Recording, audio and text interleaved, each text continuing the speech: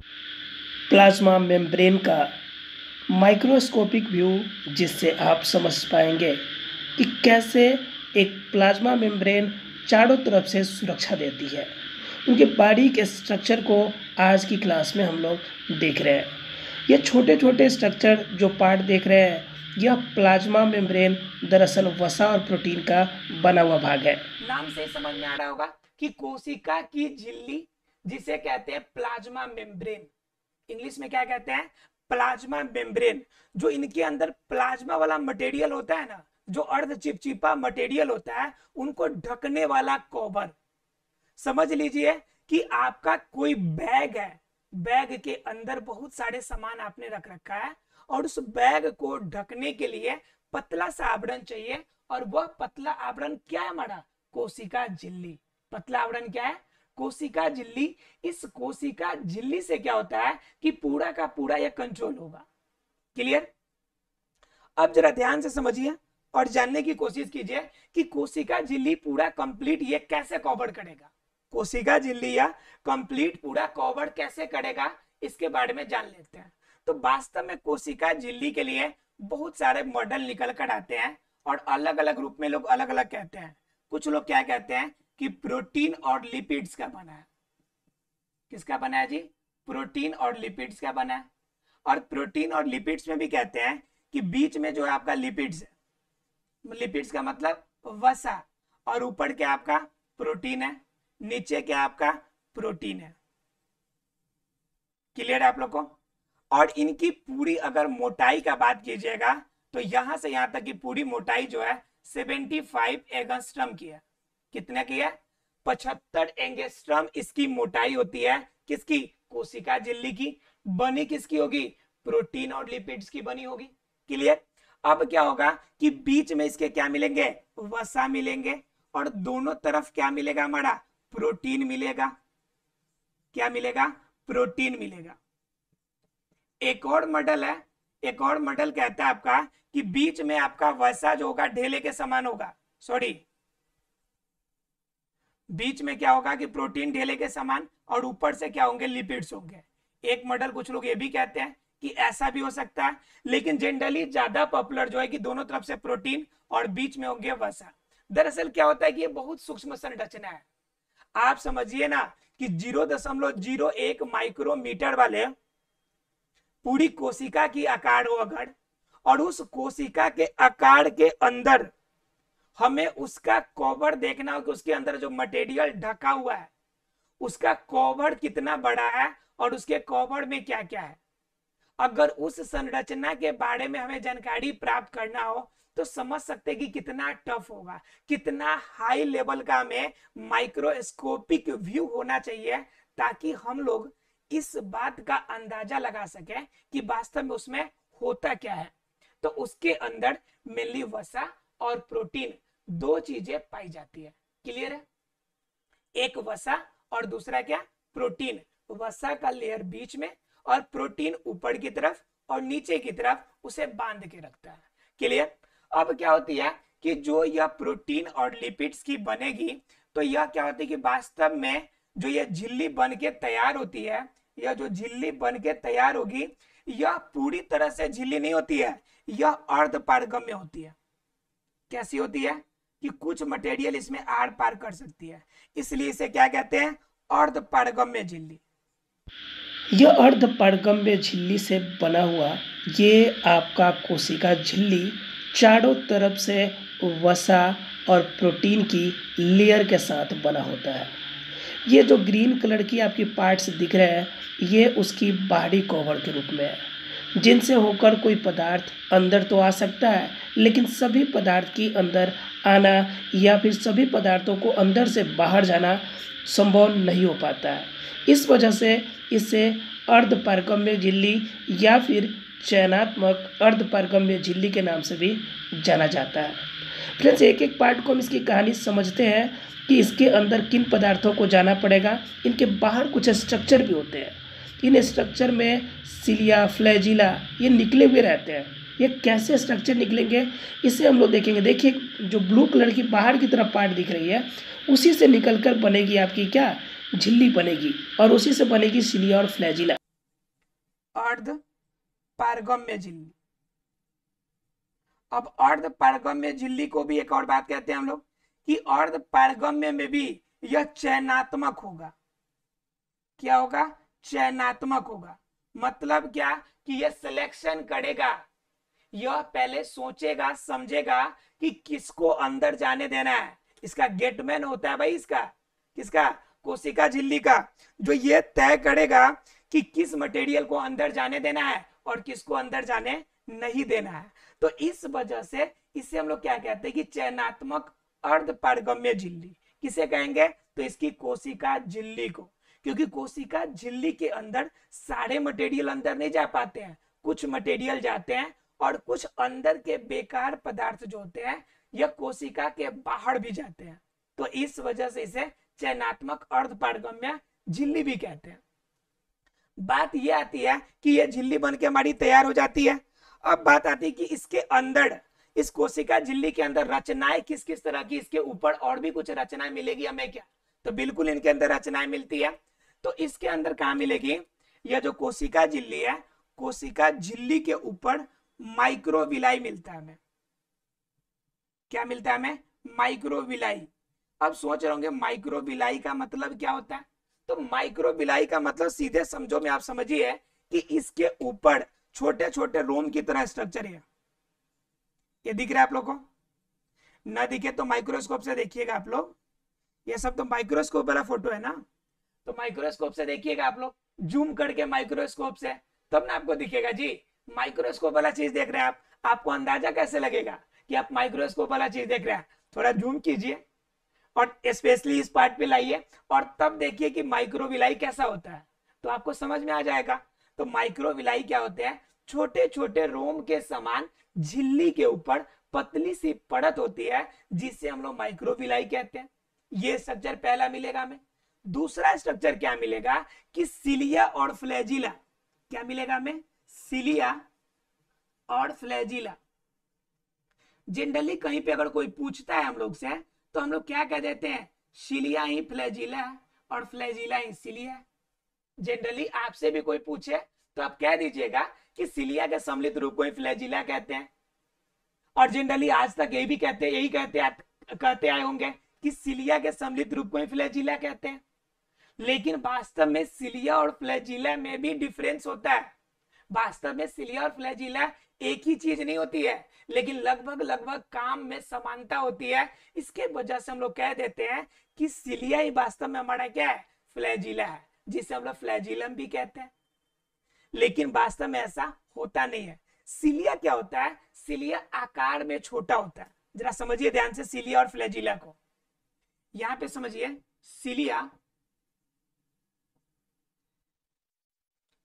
मिटा देते इसको, आसानी से समझ में आएगा आपको।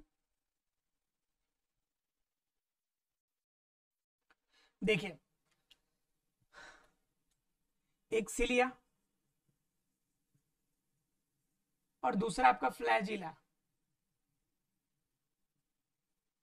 सिलिया जो होती है बिल्कुल छोटी आकार की रोम होती है, बिल्कुल छोटी आकार की होती है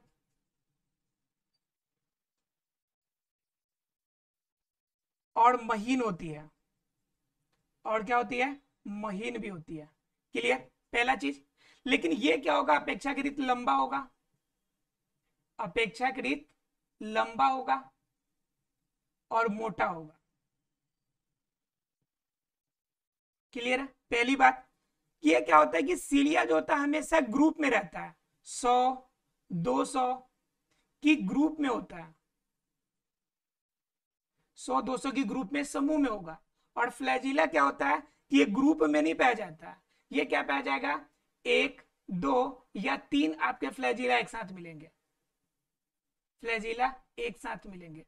जनरली इसका काम क्या होता है? सिलिया का जो एक कोशिकीय जीव होते हैं उनमें प्रचलन अंग का काम करता है, या फिर भोजन के छोटे कण जो होते हैं उनको अंदर लेने में मदद करता है। आपने देखा होगा कि अमीबा के अंदर जब भोजन को ग्रहण करना होता है तो उस कंडीशन में फ्लैजिला इसका काम करता है, मोटा होता है, पानी में तैरते रहता है और आपका अंदर खींच लेता है। फिर आपने देखा होगा पैरामीशियम में, पैरामीशियम का आकार चप्पल के आकार का होता है, उसके बाहर भी आपको क्या दिखेगा, सिलिया दिखेगा। तो सिलिया और फ्लैजिला में थोड़ा सा डिफरेंस है, लगभग लगभग काम क्या होते हैं दोनों में, एक समान ही होते हैं। क्लियर है?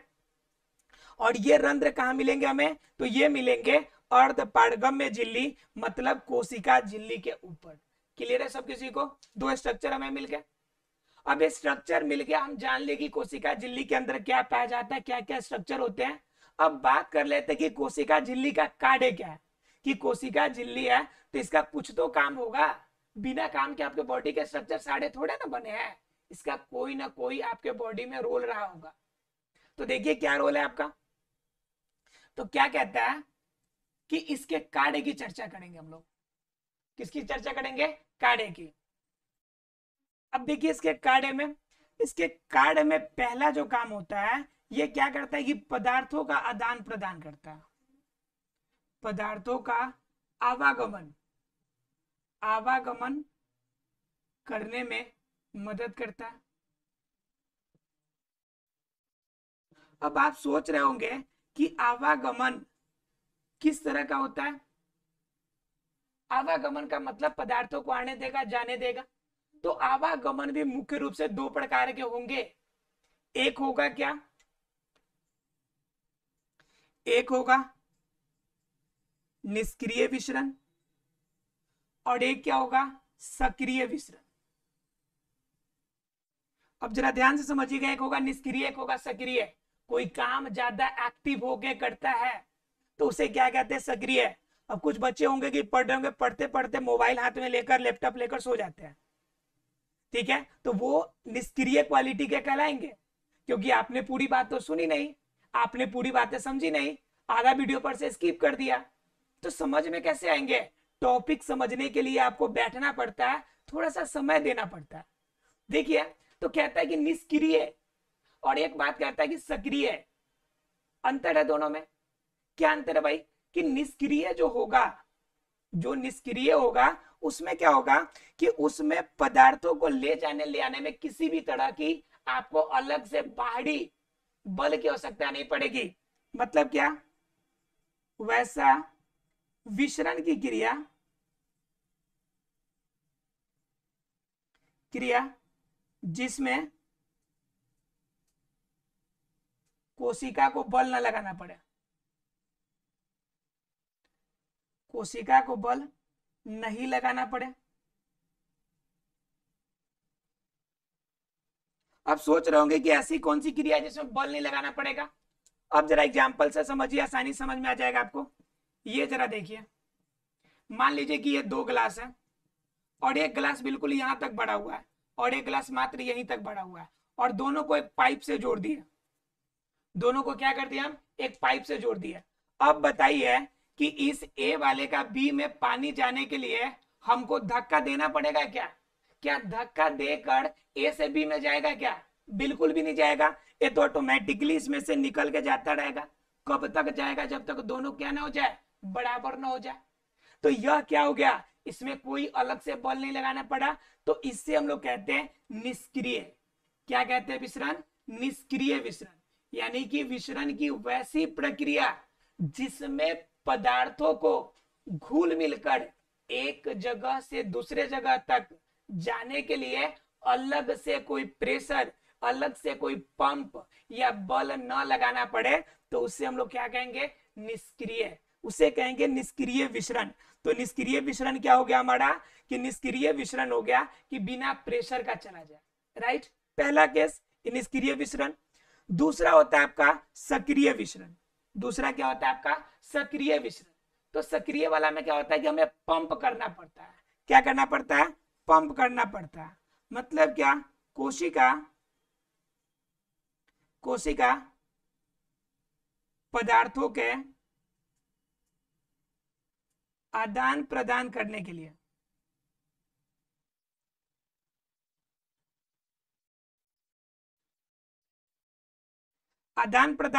क्या करना पड़े? पंप करे। पंप करने का मतलब क्या? जोर लगाए। ठीक है, तो यह कंडीशन निष्क्रिय है, तो उसमें तो कोई दिक्कत नहीं है। एक ज्यादा है, एक तरफ कम है, तो आराम से ज्यादा से कम की तरफ चला गया, तो उसमें कोई समस्या नहीं हुई। लेकिन जरा सोचिए कि अगर ये एक है और एक ये है, इसके अंदर इतना पानी है और इसमें इससे थोड़ा सा ही कम पानी है, लेकिन ये कम वाले पानी को इसमें अंदर जाना है, इधर बाहर की तरफ निकलना है। तो बताइए अपने मन से इस बी वाला में से निकल के ए वाला में आएगा क्या? बिल्कुल भी नहीं आएगा। लेकिन अंदर वाला बल जो होता है एकदम पावरफुल होता है, कहता भाई तुम जाएगा कैसे नहीं, हम तुमको धक्का मार के निकालेंगे। इधर से धक्का मारता है बी वाले, और बी वाले को धक्का मार के कहां पहुंचा देता है? ए वाले के पास। जब बी वाले को ए वाले के पास पहुंचा देता है तो इसी क्रिया को हम क्या कहते हैं? इस क्रिया को हम कहते हैं सक्रिय। क्या कहते हैं? सक्रिय विसरण की क्रिया। राइट, क्लियर आप लोग को? यानी सक्रिय विसरण और निष्क्रिय विसरण दोनों क्लियर हो गया आप लोग को? अब क्या हो गया कि मुख्य रूप से इसका पहला काम तो ये हो गया कि पदार्थों का आवागमन करेगा। आवागमन दो तरीके का, निष्क्रिय और सक्रिय। दूसरा काम क्या करेगा? दूसरा काम है कि कोशिका का आकार देगा। कोशिका का क्या देगा भाई? आकार देगा। मतलब कोशिका का आकार निश्चित करेगा। जितना दूर तक कोशिका झिल्ली फैला है उतना बड़ा कोशिका, जितना कोशिका झिल्ली संकुचित है उतनी छोटी कोशिका। तो कोशिका का आकार हमें कौन बताएगा? तो ये बताएगा कोशिका झिल्ली। यानी कोशिका का आकार का निर्धारण किसके द्वारा? तो कोशिका झिल्ली के द्वारा। क्लियर है?